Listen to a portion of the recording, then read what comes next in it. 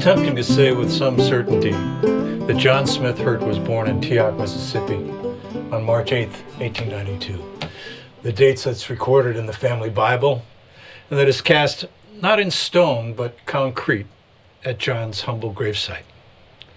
But blues researchers combing official records have offered different birth dates ranging from March 3, 1892 to May 5, 1895. As to this confusion, it's worth saying that the particulars of black lives in Mississippi were of no real interest to whites. So rather than depend on any particular census data or courthouse records, the Hurt family Bible is likely a far more accurate record, and it jives with what John said when he was still with us.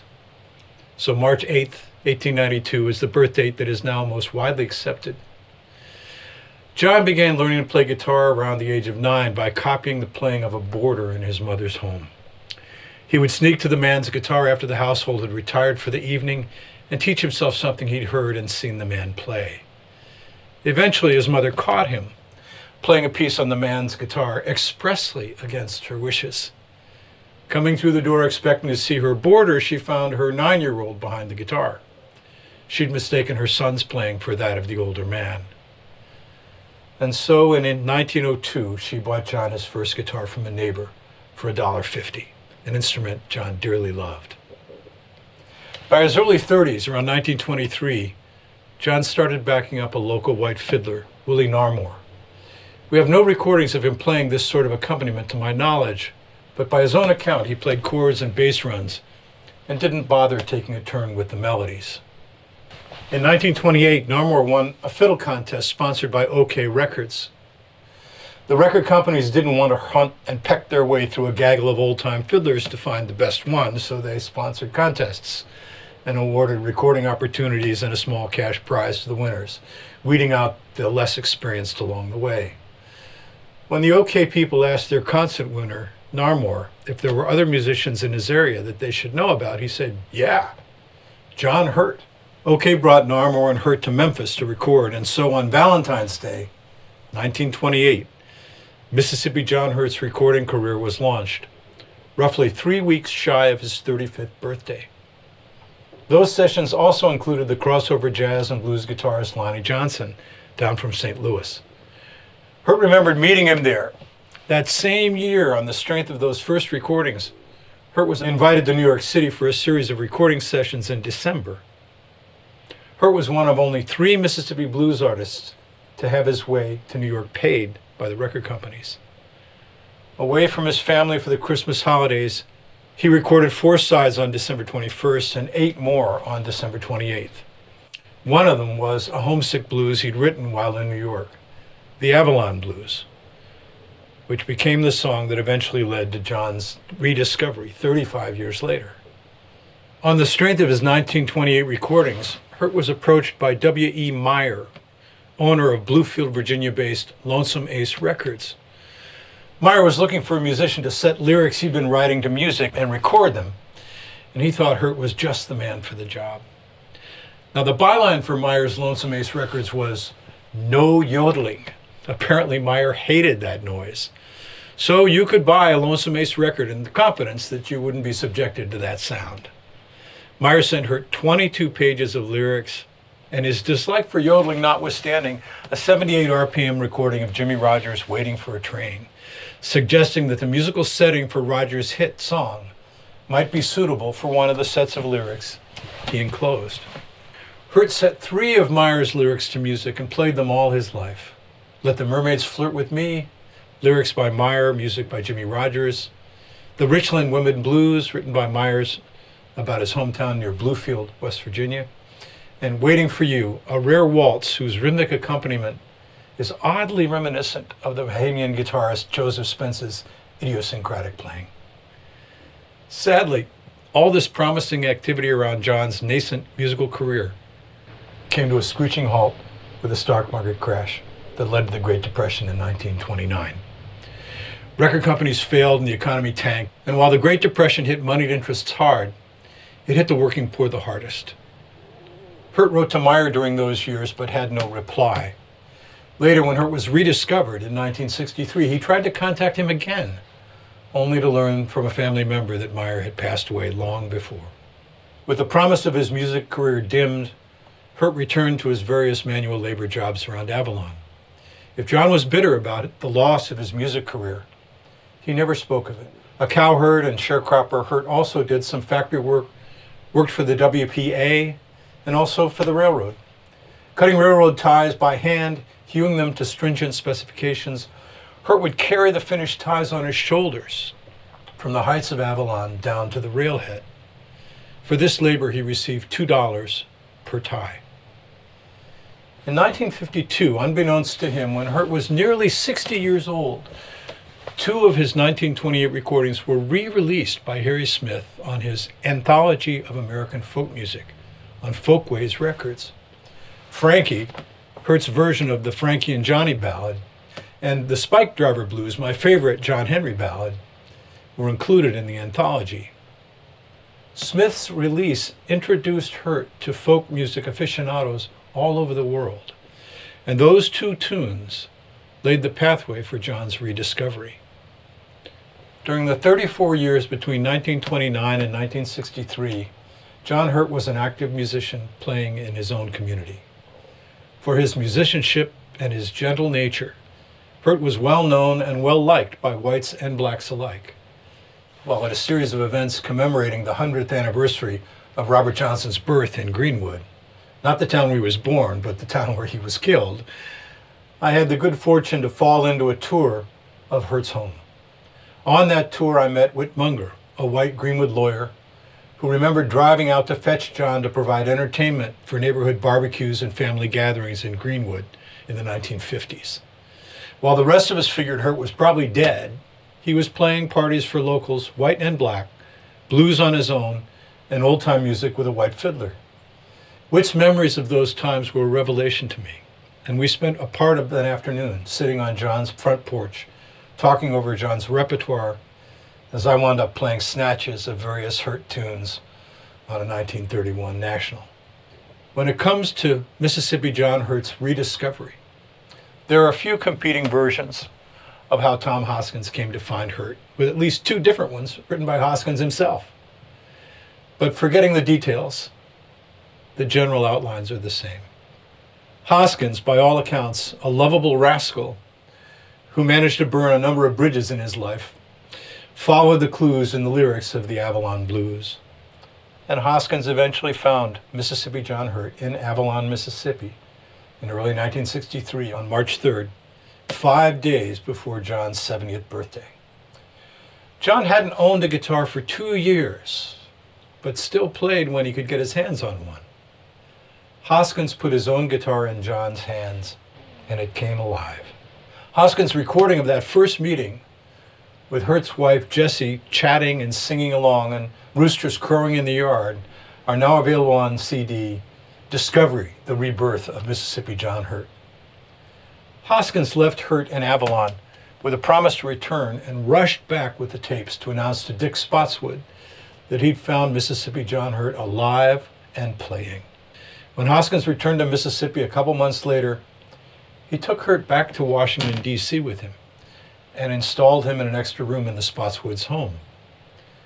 John had never slept inside a white person's house before, and it made him nervous to be in a white neighborhood and staying in a white home.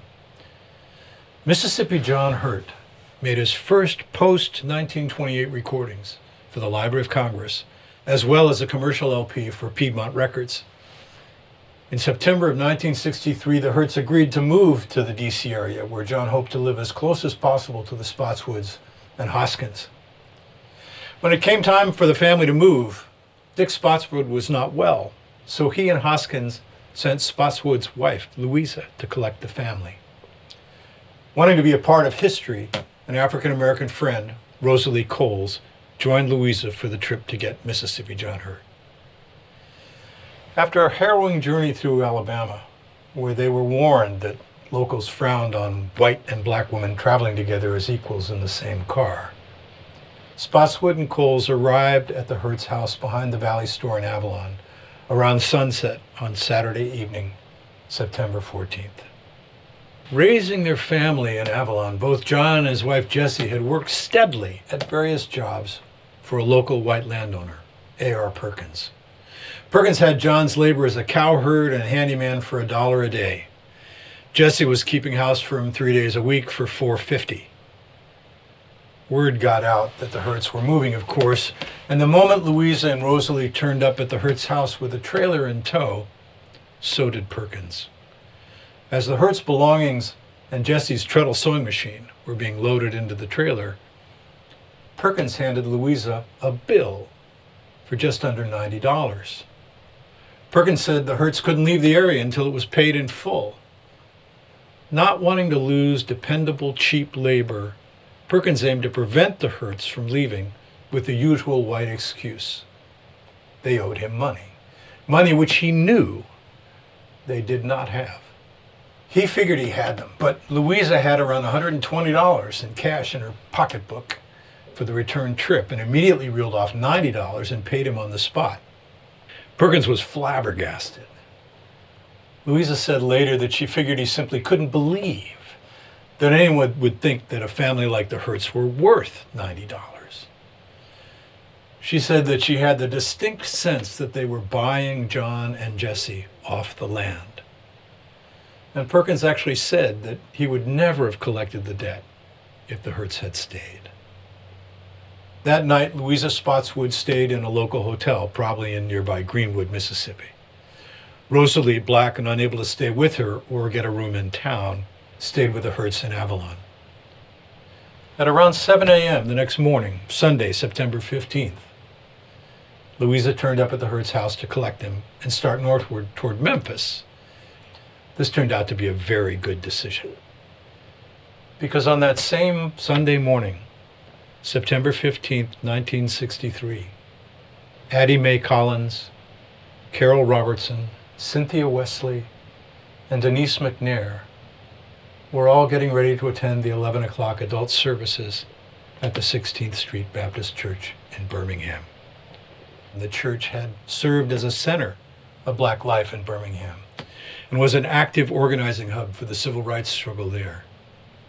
At 10:22 a.m. that morning, as John and his family, Louisa and Rosalie, were traveling east through Tennessee, a bomb planted by 4 Klansmen tore through the church, killing those 4 little girls, age 11 to 14, and injuring 20 others, some of them permanently. Riots and fires broke out in Birmingham. George Wallace, the governor of Alabama, immediately sent 500 National Guardsmen and 300 state police officers into Birmingham. The next day, they were joined by 500 police officers and 150 sheriff's deputies, creating an occupying force of nearly 1,500 heavily armed white men. Tensions rose all across the nation. And from the road in Tennessee, Louisa called her husband. Dick Spotswood wired Louisa money to replace what it had taken to leverage the Hurts out of Avalon, and directed the group to a hotel in Knoxville that accepted not mixed groups, but black and white guests separately. As they took shelter that night, everyone in the group was nervous. In some ways, it seemed to them that they were escaping a South that was blowing apart. Upon arriving in D.C., the Hurts were settled into a cheap, run-down apartment in a crime-infested neighborhood in D.C.'s inner city. The lights and plumbing worked, but it was dingy and dirty. One can only imagine what it must have been like to be lifted from a quiet, rural life they had known and dropped into an inner-city ghetto where rape, murder, drug dealing, and violence were commonplace. If this was someone's idea of settling them among their own people, it was a catastrophic choice. The Hurts began missing home almost immediately, but a return to Mississippi would have to wait for more than 2 years as John's music career took off. Along with a number of other recently rediscovered blues musicians, John had played the Newport Folk Festival that summer and was one of the first original rural Southern blues artists to hit the road and play the college, folk, and coffeehouse circuits at the height of the folk music revival. Over the next 2.5 years, Hurt became a touchstone for acoustic guitarists all over the country. Doc and Merle Watson, Dave Van Ronk, Tom Paxton, and many others fell under his spell, covered his tunes, and adopted portions of his playing style. Hurt's kind and forgiving nature, coupled with his musical prowess, helped John charm audiences and musicians everywhere he went. No one had a bad word to say about the man, not in Mississippi, nor anywhere else. No one. Anywhere. The Hurt family moved back to Avalon, Mississippi in the fall of 1966, and John Hurt passed away there quietly in his sleep on November 2nd, 1966. In less than 2 years, Mississippi John Hurt had revolutionized the guitar styles of the folk revival and left an indelible mark on acoustic music. In 1999, with the help of funding from local businessmen who loved John and his music as well, John's granddaughter, Mary Frances Hurt Wright, moved the abandoned family house, a 3-room sharecropper shack with no hallway, just a door cut in each interior wall, kitchen in the back, to establish the Mississippi John Hurt Museum on her land in Avalon. Mrs. Wright also started the Mississippi John Hurt Foundation, a nonprofit dedicated to preserving Hurt's musical legacy and providing educational and musical experiences for underprivileged students. And John Hurt's music continues to charm and inspire a new generation of players of ragtime and country blues. Sorting out his playing style is a fine foundational skill for learning other roots and popular guitar styles. In the following series of instructional videos, I'll be covering basic techniques, chord forms, picking patterns, and decorative figures that John used in his accompaniments.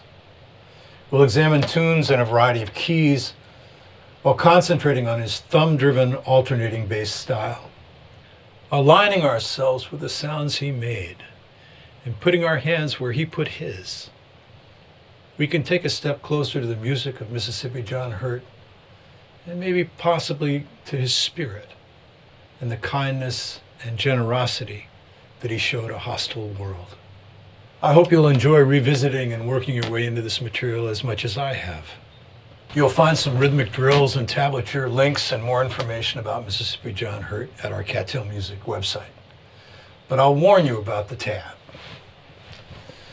It can cripple your ability to actually play the music, introducing far too much detail too early.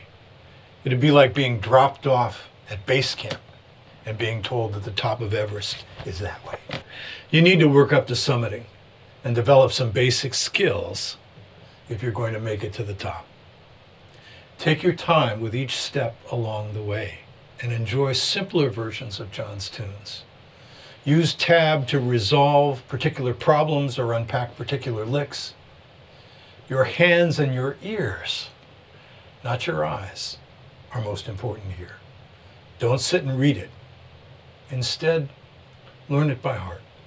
My suggestion is that you watch these lessons in order with a guitar in your lap.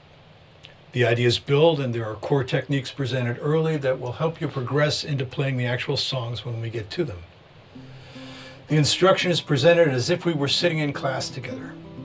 There will be opportunities to play along, a looping of certain figures, as we develop the skills and physical patterning critical to playing this music and mastering Hurt's style.